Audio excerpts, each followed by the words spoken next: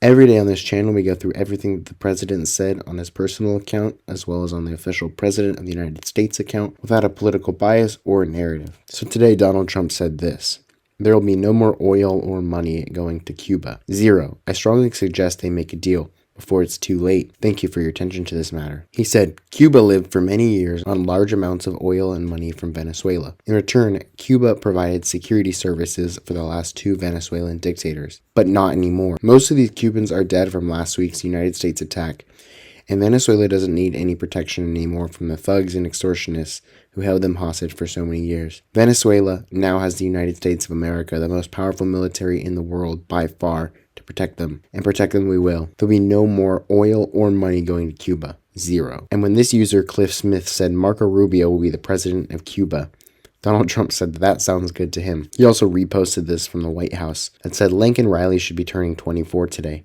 Instead, her life was stolen by a criminal illegal alien. Nothing can bring her back, but the Trump administration is fighting every day to remove dangerous criminal illegals from our streets. The Lincoln Riley Act, the very first legislation signed into law, is focused on protecting innocent Americans and strengthening safety. America will never forget beautiful Lincoln Riley. May God bless her family. And regarding affordability, Donald Trump posted this picture of gas prices being at $5.24, and he says, "Now we're breaking $1.99 a gallon. Affordability." And he shares the entrance to Mar-a-Lago. You can see that right here, as well as a picture of himself on the roof of the White House with the caption, "Soon." And to finish, he talks about Obamacare, sharing a quote from Michael F. Cannon, the Director of Healthcare Policy at the Cato Institute. This quote says, "Don't extend the Obamacare subsidies. It would be like making Obamacare permanent. You have to stop talking about it now. Tell Congress I want to make it permanent those rules that I put in place in 2018, giving people access to Obamacare exempt planning, because then premiums will fall by 50% or more for most people. I want to go back to the 3-year window where you can get in there for Obamacare, where you won't pay as much. Don't expand Obamacare.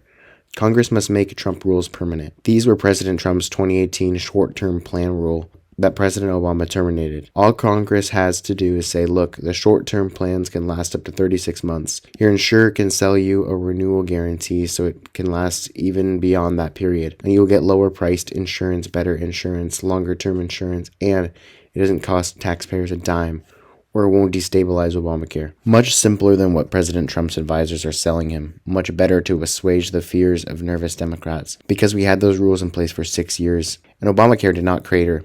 Subsidies will not solve this problem. Government should be capping what it spends on healthcare at zero. Send them a check, no need for subsidies.